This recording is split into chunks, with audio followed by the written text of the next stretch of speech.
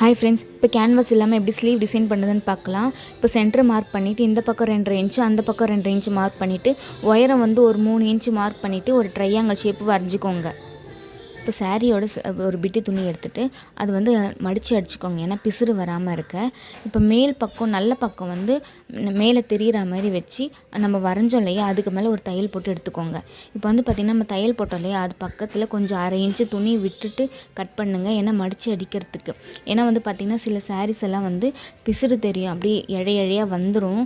நம்ம வந்து லேஸ் வச்சு அடித்து கொடுத்தாலுமே அது யூஸ் பண்ண அந்த அந்த இழை பிரிஞ்சுக்கிட்டே வரும். அதனால் வந்து நம்ம ஒரு மடித்து தைச்சிக்கிறது எப்போவுமே பெஸ்ட்டு.